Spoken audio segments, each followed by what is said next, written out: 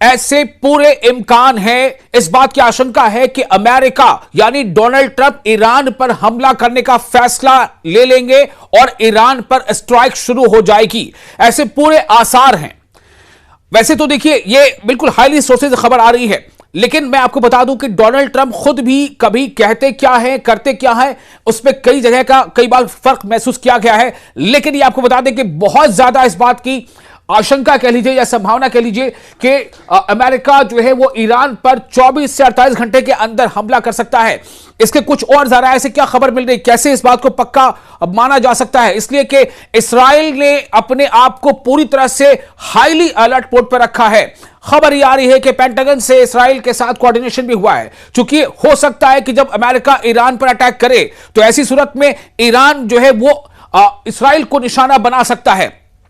इस वक्त बहुत ही यह डिसाइसिव मौका है, हो सकता है। मैं इसमें कोई सेंसेशन पैदा नहीं करना चाहता, मैं बार बार कह रहा हूं कि ऐसा ना हो तो शायद ये दुनिया की अमन और शांति के लिए बहुत बेहतर होगा कि काश ऐसा ना हो। जैसा खुद डोनाल्ड ट्रंप ने पहले इशारा दिया था कि हमने बहुत बड़ी फोर्स मोबिलाइजेशन की है, लेकिन हम अभी सिर्फ निगरानी रखना चाहते हैं। लेकिन इसका मतलब क्या है? आप इतने ज्यादा बड़े पैमाने पर फोर्स की मूवमेंट करते हैं, आप पूरी आर्मडा को ईरान के करीब कर देते हैं, आप बड़े बड़े युद्ध पोत जो है वो ईरान के करीब कर देते हैं, C-17 जैसे जो एयर कैरियर है वो वहां पर आ जाते हैं, पूरी नेवी और ग्राउंड फोर्सेस को भी वहां पर बुलाया जाता है, लैंड कराया जाता है। तो ये काफी कुछ जो है चौंकाने वाली बात समझ में आ रही है। लेकिन ईरान क्या करेगा? ईरान ने खबरदार किया है कि किसी भी हमले का मतलब है कि मुकम्मल जंग होगी, यानी वो हमला शॉर्ट टर्म के लिए हो, स्पेसिफिक हो, सिंगल किसी खास एरिया के लिए हो। लेकिन ईरान का कहना है कि किसी भी तरह का हमला होगा, वो छोटा हो, शॉर्ट टर्म का हो, ईरान उसे मुकम्मल जंग तस्वुर करेगा और उसी के बुनियाद पर वो ज्यादा से ज्यादा ताकत के साथ जवाब देगा। यह ईरान की तरफ से कहा जा रहा है। रॉयटर्स ने इसको रिपोर्ट किया है। जी, रॉयटर्स ने इसको रिपोर्ट किया है। ईरान की वजारत दिफा ने अमेरिकी फौज की तश्कील पर यह कहा है कि 12 रोजा जंग और उसके दौरान हासिल किए गए तजुर्बे के बाद हमारी मिसाइल सलाहियतों में इजाफा हुआ है। मिसाइल तजुर्बात के बारे में मुसलसल इत्तलात थी और हमने जानबूझकर उनके बारे में बात नहीं की।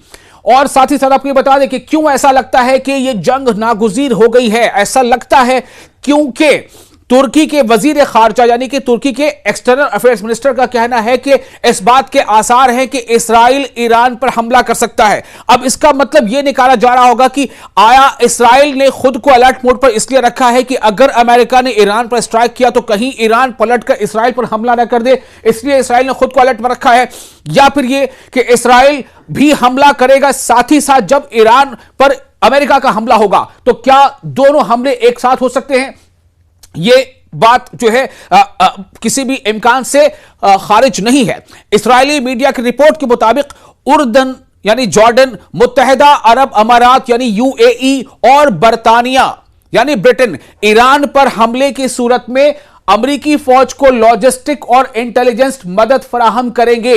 यह खबर कहां से आ रही है? ये बताना जरूरी है आपको। ये इस्राएली मीडिया की रिपोर्ट के मुताबिक ये खबर है। अब इस खबर पर आप भरोसा करें ना करें ये आप पर छोड़ता हूं। ये इस्राएली मीडिया की रिपोर्ट से खबर है।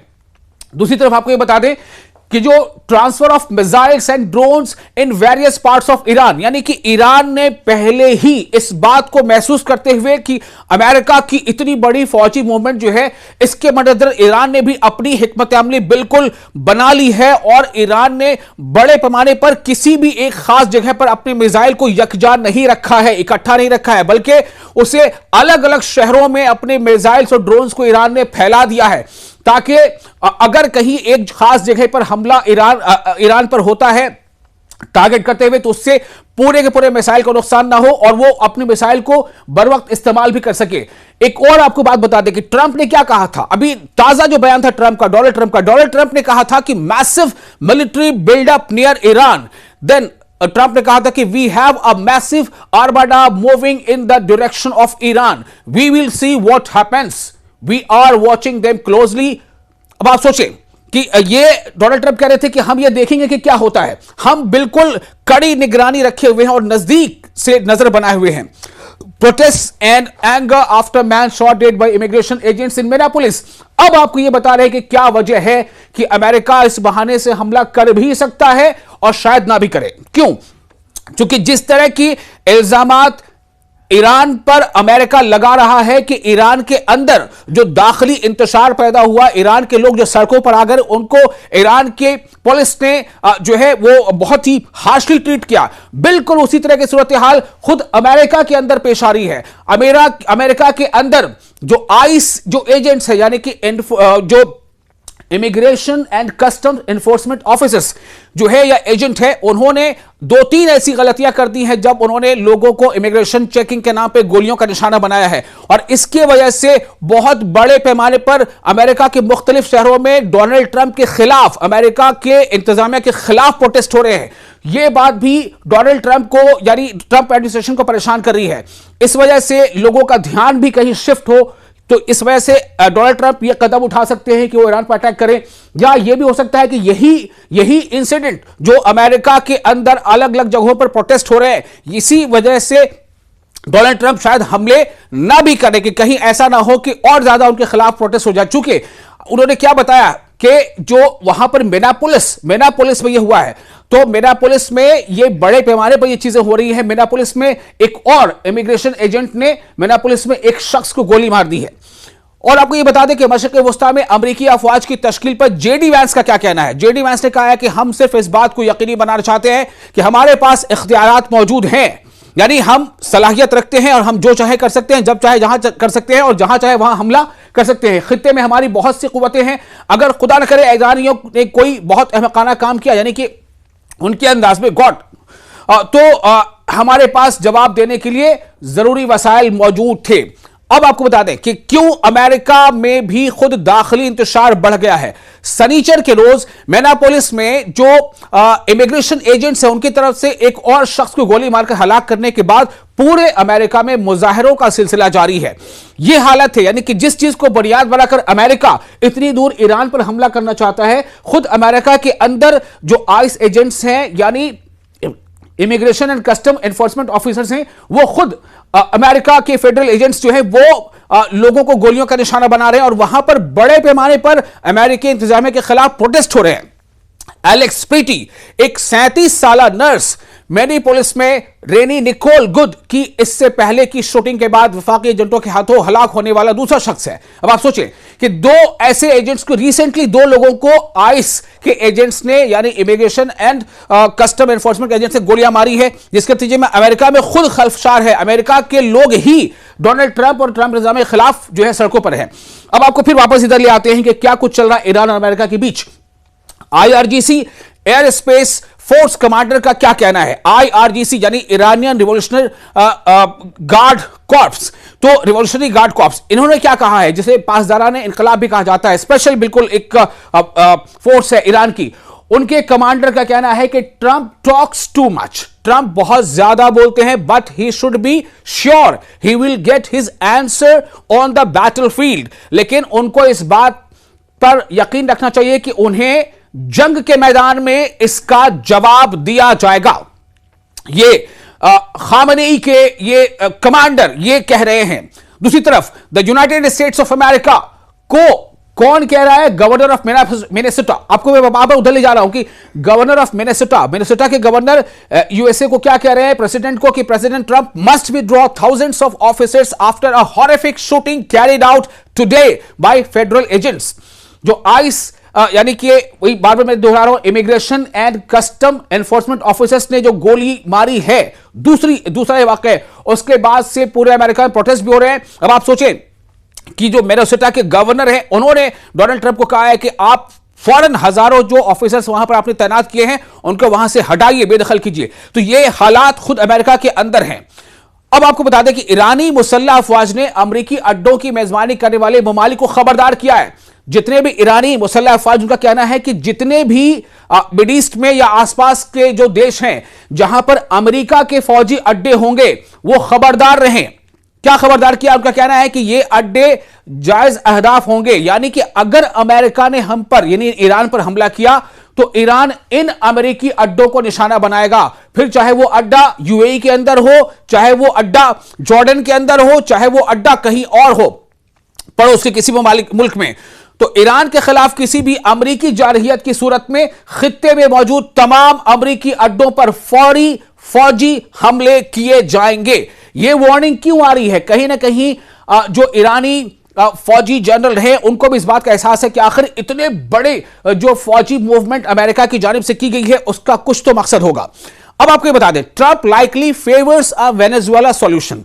ट्रंप क्या कर सकते हैं? डोनाल्ड ट्रंप के बारे में ऐसा माना जा रहा है, जो मुबस्सरीन हैं, जो पूरी इन चीजों पर नजर रखते हैं, उनका कहना है कि ऐसा माना जा रहा है कि डोनाल्ड ट्रंप जो है, जिस तरह से वेनेजुएला का उन्होंने एक हल निकाला, यानी जबरदस्ती वाला हल, शायद उसी तरह का कोई हल वो चाहते हैं कि ईरान में करे, namely a show of military might and threats, यानी कि अपनी फौजी ताकत का एहसास कराना और एक तरह से धमकी देना और अपना असर रसूख कायम करना और धमकाना, followed by a quick deescalation, और उसके नतीजे में क्या होगा कि फौरन फिर जो है वहां से डी एस्केलेट करना चीजों को, जैसे वेनेजुएला में हुआ। काफी हाइप हुआ कि अचानक एक ऑपरेशन किया गया और वेनेजुएला के सदर को और उनकी जो फर्स्ट लेडी उनको वहां से उठाकर ले आया गया, अमेरिका हिरासत पे ले आया गया।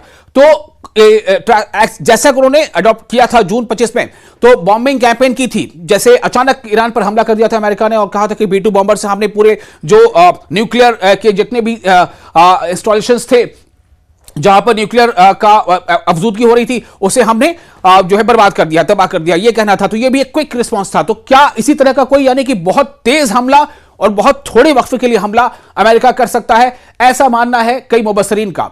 साथ ही ये भी बताया जा रहा है कि डोमेस्टिक फैक्टर जो है अमेरिका में, जैसे मैंने पहले आपको बताया कि अमेरिका में कई अलग अलग मुद्दों को लेकर के खुद ट्रंप इंतजामिया के खिलाफ प्रोटेस्ट हो रहे हैं। उनमें से एक बड़ा मुद्दा यही है कि जो फेडरल एजेंट्स है, यानी कि इमिग्रेशन एंड कस्टम जो एनफोर्समेंट ऑफिसर्स है, उन्होंने जो गोलियां मारी हैं इमिग्रेशन के नाम पे और इलीगल माइग्रेंट के नाम पे लोगों को, उसको लेकर के काफी उबाल है। तो मुबस्सिर का यह कहना है कि Trump decision not to strike include a probable increase in the price of oil which would hurt Trump's own voters in the run up to this year's crucial mid term elections. Deep divisions on this issue opinion by ये एक काफी बड़े माहिर मुबस्सिर हैं, उनका नाम है Elon Gabon. उन्होंने ये बात कही है कि अगर मिड ईस्ट में इस तरह कोई हमला होता है तो पूरे मिड ईस्ट में उथल पुथल मच जाएगी और नतीजा क्या होगा कि ऑयल यानी जो कच्चा तेल है उसकी कीमत अचानक बहुत बढ़ जाएगी, जिससे खुद अमेरिका के अंदर भी थोड़ी अफरा तफरी का माहौल हो सकता है। तो ये हालात है। एक और आपको अपडेट दे दूं, ताजा वाकये में एक खबर ये आ रही है कि इसराइल क्या कर रहा है इन दिनों। इसराइल अपनी हरकत से बाज नहीं आ रहा है। ताजा वाकये में कुछ घंटों कबल की खबर है कि इस्राएली ड्रोन ने जुनूबी लेबनान के जिला तायर के इलाके बारिश में एक गाड़ी को निशाना बनाया। मकामी ज़राए के मुताबिक जुनूबी लेबनान के जिला तायर के बारिश पर आज के इस्राएली ड्रोन हमले का निशाना एक उस्ताद मोहम्मद अल हुसैनी था। उसके सामान में से एक रियाजी का क्विज मिला, सोचें मैथ्स का। इसराइल ने जुनूबी लेबनान में 2 अफराद को हलाक कर दिया है और मशरकी लेबनान के बीका में नबी चित पर भी हमला किया है, जो जगह का नाम है। एक और अहम खबर आपको दे दें कि इलीगल ज्यूइश सेटलर्स जो हैं, जो जिसको यहूदियों ने जबरदस्ती वहां पर इसराइल ने बसाया है फलस्तीनियों की जमीन पर, तो वो इलीगल ज्यूइश सेटलर्स हैं, वो टारगेट कर रहे हैं पैलेस्टीनियन को और उन्होंने बच्चों को टारगेट किया है। वेस्ट बैंक के हेब्रॉन में इतवार को ये जो वाकया हुआ है, settlers ran over the child Abul Karim Musa al Adra और फिजिकली असॉल्टेड एंड चाइल्ड सलाह इस्माइल अल अदरा इन मसफर यत्ता जगह का नाम है। वहां पर जो यहूदी आबादकार उन्होंने फिलिस्तीनी बच्चों की बात आ रही, बच्चों को काफी जो है टॉर्चर किया है। ये हेब्रॉन के साउथ में है, in the occupied West Bank. ये वेस्ट बैंक में सब कुछ हुआ है। ये रिपोर्ट किसकी? द क्रेडल की रिपोर्ट है, आपको हम दे रहे हैं। एक और अहम खबर, Iran supreme national security council has approved the resumption of internet services in the near future. ये द ग्लोब ऑब्जर्वर इस खबर को शाया कर रहा है कि वहां पर इंटरनेट की बहाली जल्द ही होने वाली है। President Trump wants the US will impose a 100% tariff on all Canadian goods if Canada makes a deal with China Globe। देखिए ये पूरे मामले का मामला कहीं ना कहीं ये चाइना रशिया से जुड़ा है। रशिया जिस तरह से अडामेंटली यूक्रेन पर लगातार हमले करता चला जा रहा है, चाइना की जो बहुत गुपचुप पॉलिसी चली आती है चाइना के बारे में, चाइना ज्यादा शोर नहीं मचाता लेकिन वो चुपचाप बहुत सारे काम ऐसे करता जाता है। तो चाइना को भी कहीं ना कहीं निशाने पर लेना है। और जिस तरह से कनाडा के पीएम ने डोनाल्ड ट्रंप के खिलाफ बातें की हैं उसके बाद प्रेसिडेंट ट्रंप ने वार्निंग दी है कि अगर कनाडा ने चाइना के साथ ट्रेड डील किया तो अमेरिका 100% टैरिफ कनाडा पर लगा देगा। यह एक तरह से धमकी दी गई है कनाडा को ताकि वो चीन से डील ना करे। Russia strikes Ukraine as talks with US to end war continue. इसी बीच खबर भी आ रही है कि रशिया ने यूक्रेन पे फिर से ताजा हमले कर दिए हैं। एक तरफ यूएस के साथ रशिया की बातचीत चल रही है और यूक्रेन पर हमला भी हो रहे हैं। तो बहुत सारी चीजें एक दूसरे से मिली हुई हैं। इसराइल को लेकर एक बड़ी खबर क्या है, ये ब्रेकिंग न्यूज आपको दे रहे हैं। बेल्जियम का नाम आपने सुना होगा। Belgium bans aircraft carrying weapons और military gear to Israel from its air space और स्टॉप्स। कहीं पर भी बेल्जियम के एयर स्पेस से होकर कोई भी ऐसा जो है वो एरोप्लेन या कैरियर नहीं गुजरेगा जिसमें इसराइल को पहुंचाने वाली उसमें हथियार या सामान होंगे। तो ना तो वो बेल्जियम के एयर स्पेस से गुजर सकता है, ना किसी एयर स्पेस स्टॉप से गुजर सकता है। ये वो तमाम खबरें आपको हम बता रहे हैं। तो कुल मिलाकर हालात अभी ये बन रहे हैं, जो इशारे आ रहे हैं कि बहुत ही ज्यादा इस बात के इम्कान है कि जिस तरह से इसराइल और अमेरिका की एक्टिविटी देखी जा रही है कि 24 से 48 घंटे के अंदर ईरान पर शायद कोई अटैक हो इसकी तरफ से, अमेरिका की तरफ से। इसी बीच आपको एक बात खबर यह भी दे दें कि जो सबमरीन्स हैं ईरान के, उसके बारे में खबर यह है कि वो सबमरीन को ईरान ने अब मूवमेंट देना शुरू कर दी है। और ये मूवमेंट इसलिए है कि ताकि इस बारे में यह बताया जा सके कि जो फ्लाइट कैरियर्स है यूएस के, उसको जो है नुकसान भी पहुंचाया जा सकता है। और आपको एक और खबर है कि ईरान के आईआरजीसी ने फारस की खाड़ी के पास स्थित अमेरिकी वॉरशिप यूएसएस अब्राहम लिंकन, जिसका नाम है CVN-72, उसका ड्रोन से एक बेहद ही नजदीकी फुटेज लिया है और जो जवाबी कार्रवाई की तैयारी का संकेत है। यानी कि आप सोचिए, जो इतना बड़ा अब्राहम लिंकन जो युद्ध पोत है वॉरशिप, उस पर अमेरिका इतना फख्र भी कर रहा है, चूंकि जाहिर है काफी बड़ा, उससे बहुत सारे करियर्स जो है उसमें वहां से लॉन्च हो सकते हैं।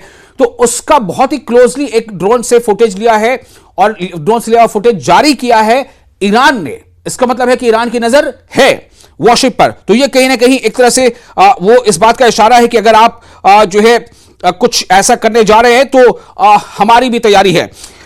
Iran threatens to destroy the US carrier USS Abraham Lincoln with hypersonic missiles. इस तरह की धमकी दी गई है। ये तमाम वो खबरें सामने आ रही है कि ये बता रहे हैं कि हालात जो है मिडिल ईस्ट में वो काफी बिल्कुल एकदम कहते हैं ना कि विस्फोटक हो गए हैं और किसी भी वक्त अगले 24 घंटे में या 48 घंटे में जो है कोई इस तरह की आप खबर सुन सकते हैं कि स्ट्राइक हो गया है, हमला हो गया है। और एक खबर ये भी आ रही है कि Iran issues an emergency. Iran has closed its airspace to low-flying VFR and general aviation flights, signaling heightened security measures amid rising regional tension. Low frequency पे airspace उसका कोई ना उड़े, इस बारे में ईरान ने जो है ये जारी कर दिया है। ईरान हैज क्लोज इस एयर स्पेस को उसने बंद कर दिया है। तो ये एक बहुत बड़ी खबर है। ये तमाम चीजें इस तरफ इशारा कर रही हैं कि किसी भी वक्त अमेरिका अटैक, हालांकि मैंने आपको दोनों का बयान सुनाया, पढ़ के बताया कि डोनाल्ड ट्रंप ने भी कहा है और जेडी वांस ने भी कहा है कि हमने पूरी तैयारी सिर्फ इसलिए की है कि हम दिखा सके कि वी आर कैपेबल, हम काबिल हैं, हमारे पास सलाहियत है, लेकिन हम करीब से नजर बनाए हुए हैं। और अगर कोई भी नादानी ईरान की तरफ से किया गया, जो अपने अल्फाज उन्होंने कहा कि कोई नादानी की गई, तो हम जो है एहसास करा देंगे कि हमारी तैयारी क्या है।